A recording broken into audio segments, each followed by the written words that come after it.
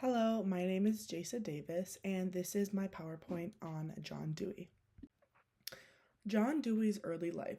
John Dewey was born in 1859 on October 20th in Burlington, Vermont. His father, whose name is Archibald Dewey, was a merchant who left his business and wanted to become a Union Army soldier during the Civil War. His mother was the daughter of a wealthy farmer, and her name was Lucina. After the war was over, his family opened a tobacco shop, and this was very successful for the rest of their lives. John was the third son out of four boys. The oldest son sadly passed away soon after he was born, and John and his brothers grew up in the Congregationalist church when they were living in Vermont. John Dewey's schooling. So John Dewey went to public school during his young years until he graduated high school. He studied Greek and Latin in high school, which was a major influence in his path of studies for college. He attended University of Vermont at the ripe age of 15 when he started studying philosophy. He took a job right after he graduated college at the age of 19, where he worked as a high school teacher. He also attended Johns Hopkins University after his 2 years of teaching. He continued his studies of philosophy and received his PhD. He also worked under many big names in psychology and philosophy during his time as a student at Johns Hopkins, and he graduated in the year of 1884 with his PhD. Life after college. So John Dewey had a very big career during his time as a professor. He worked at many different universities and taught philosophy. His first job as a professor was at the University of Michigan, and he worked there from 1886 to 1888. Right after that, he then worked at the University of Minnesota, and he was there for about a year. And then he went back to the University of Michigan and proceeded to work there for the next 5 years. He then got married to Harriet Alice Chipman in 1886. Soon after, they had a total of 7 children, and one of them was adopted. They had a total of 4 daughters and 3 sons. Soon after that, he became the head of philosophy at the University of Chicago, and he was there for approximately 10 years. He also became the director for the School of Education during his time at the University of Chicago, and he was the director for about 2 years. Harriet and John created their own little school within the university, and they called this the University Elementary School.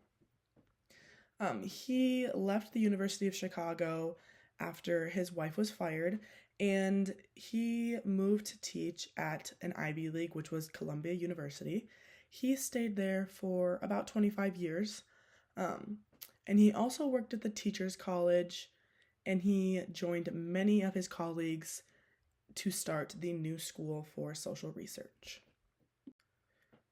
Dewey's later life, I kind of just discussed some of this in the last slide, but during his time at Columbia, he traveled across the world and taught many different lectures about education reform and philosophy. These were the 2 main topics of study for him. And he joined many educational organizations, such as the International League for Academic Freedom and also the New York Teacher's Guide. His wife, Harriet, sadly passed away in 1926. She had a heart attack while they were on vacation, and she did fine for a little bit, but she did not fully recover after that.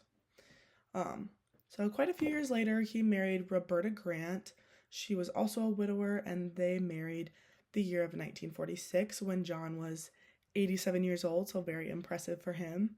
And then John sadly passed away in 1852 at the age of 92 in him and Roberta's New York City apartment. So, Dewey's important works.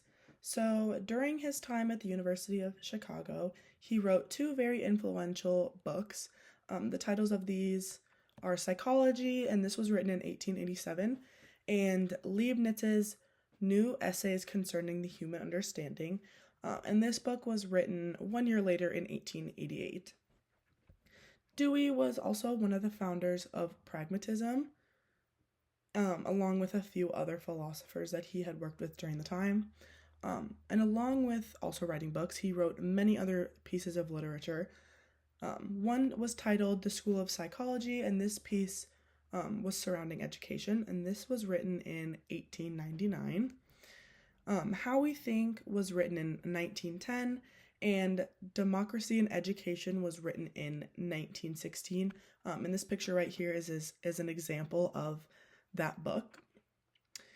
And Dewey contributed a great amount of work in the democracy field, philosophy, education reform, and many other subjects.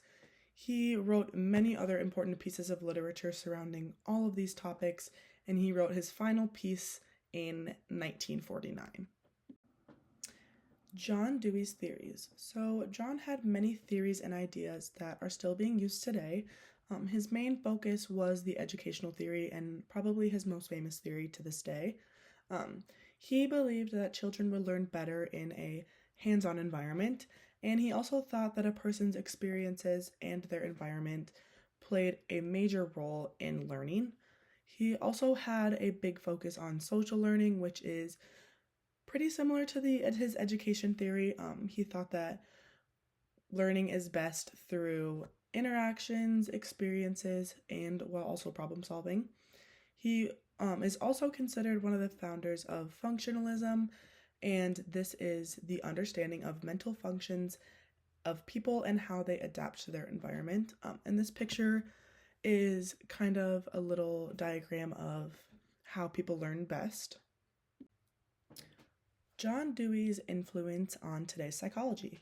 So Dewey's social learning theory is still present in today's society, as many schools have implemented changes that highlight a positive learning environment.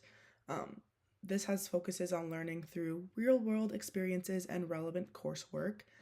The responsive classroom curriculum is also influenced from Dewey's educational theories. This curriculum stresses the importance of a safe and happy learning environment, which will eventually lead to a higher quality of education. Another concept that is based off of John's work are Montessori schools. So Montessori schools are schools that base their curriculum off of what their students need and what they will thrive in. So teachers will observe the students and figure out what they need to work on, and will base their learning off of that specific observation. And this picture behind me is an example of a Montessori classroom.